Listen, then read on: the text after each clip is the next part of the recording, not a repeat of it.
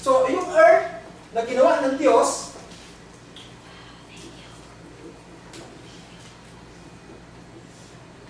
masusunog po ito. Mawawala ito na tinitirahan ng mga tao. Ano yung gagawin natin kung sakaling mawala ito? Paano tayo maliligtas? Paano tayo gaya Noah, na naligtas po siya? Sundin natin kung ano yung sinabi ng Diyos para hindi tayo masama at maghuli doon sa impyerno. Ang sabi ng Mark 16 verse 16, ito yung ating gagawin para hindi po tayo maparusahan. Mark 16 verse 16. Ang sabi po, nawala po yung Mark.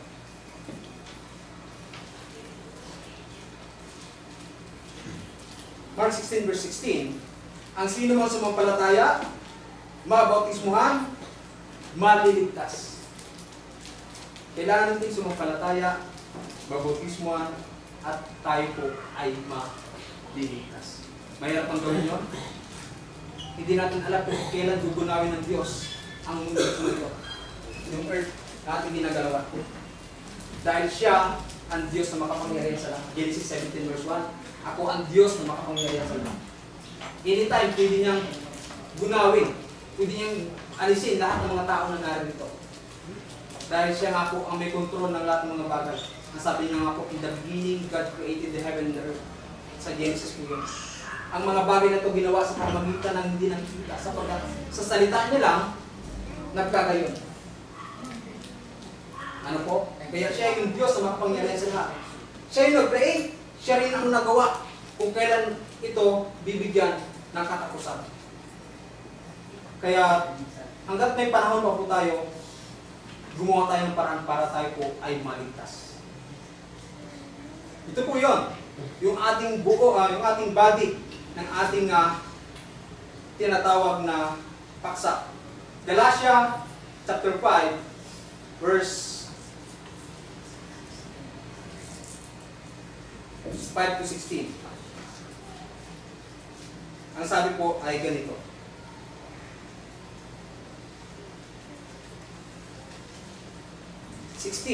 Sinasabi ko nga, magsilakad kayo ayon sa Espiritu at hindi ninyo gagawin ang pita ng laman.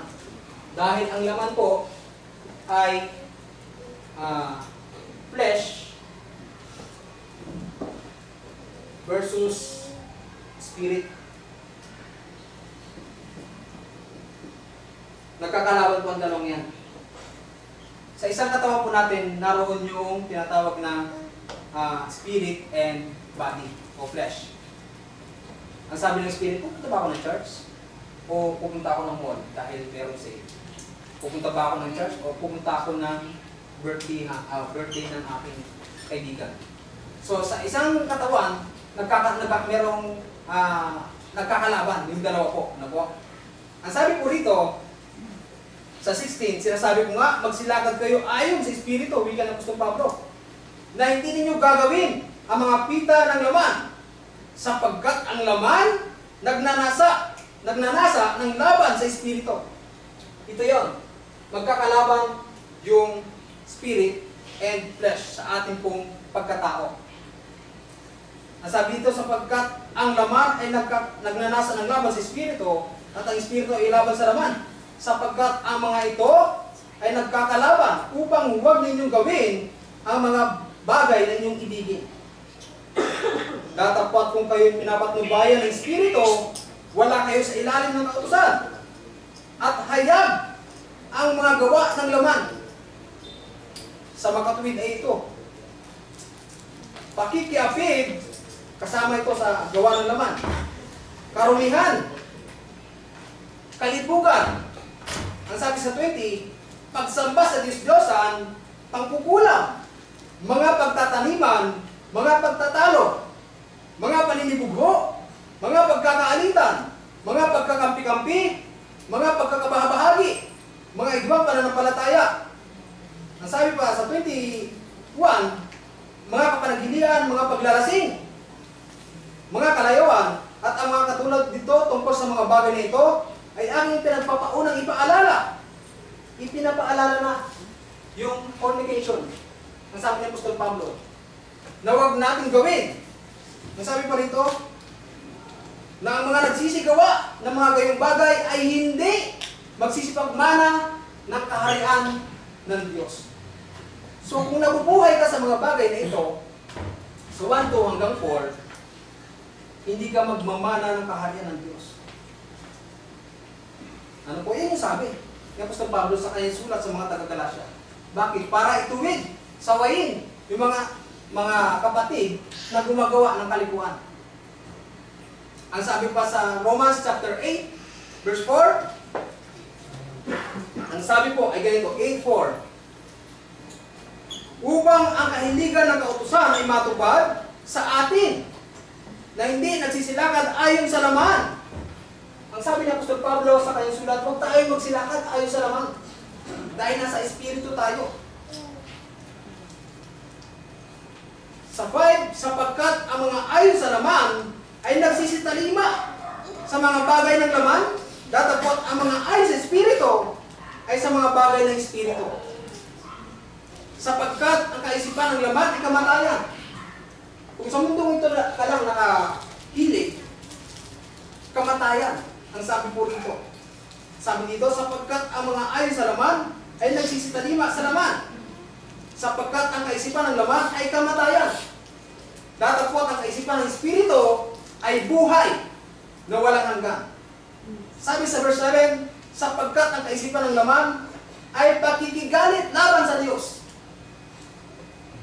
Kung ikaw ay nasa laman, ito po, 1, 2 hanggang 4, nakikigalit ka laban sa Diyos. Kasi hindi natin ginagawa yung utos ng Diyos eh. Kaya sabi dito, sapagkat ang kaisipan ng laman ay pakikigalit laban sa Diyos, sapagkat hindi napasasaklaw sa kautusan. May hindi nga maaari.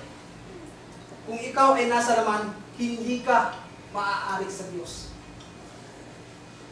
Kung itong mga bagay na ito ang ginagawa po natin. Ang sabi pa sa James 4 verse 4, kayo nga mangangalan niya. Sulat ni James po ito sa 12 iglesia. Ang sabi niya sa kanyang sulat, sinusulatan niya rin yung mga kapatid. Kayo nga mangangalan niya, hindi ba galing yung nalalaman na ang pakikipagkaibigan sa sanlibutan, pakikipag-away sa Diyos? So kung makasanlibutan tayo, pakikipag-away ito sa Diyos. Bakit? Dahil hindi tayo sumusunod sa Kanyang utos. Sabi nga ng ating Panginoon si Kristo, ang aking tupa ay sumusunod sa aking utos. Ano po? Kaya ng mga pet po natin, kung hindi mo pet yan, hindi ka susundin yan. Kung pet mo, susundin ka. Gaya ng ating Panginoon si Kristo. Kung tunay kang alagad ng ating Panginoon si Kristo, susundin natin yung Kanyang utos. Ano po? Sabi niya dito, kayo nga mangangalan niya, hindi ba ganun yung nalalaman na ang pakikipagkaibigan sa sanlibutan, pakikipag-away sa Diyos? Sino mga mag-ibig na maging kaibigan sa sanlibutan, magiging kaaway ng Diyos.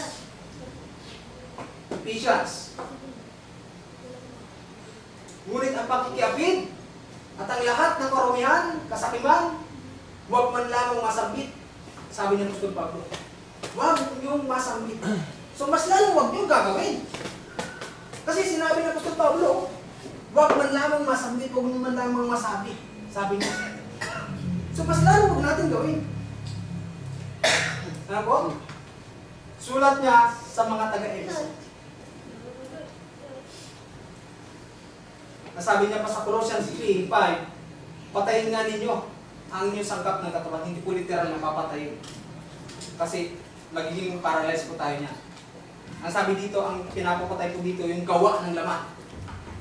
Ang sabi po diyan, patayin nga ninyo ang inyong mga sangkap ng katawan na nangasa ibaba ng lupa. Ano yun? Una, pakikapit, karumihan, masasamang pita, masasamang lasa, kasakiman, na iya'y pagsamba sa Diyos-Diyosan. So, yung pagsamba para sa Diyos-Diyosan, hindi lang yung patungkol sa tinatawag na ribulto.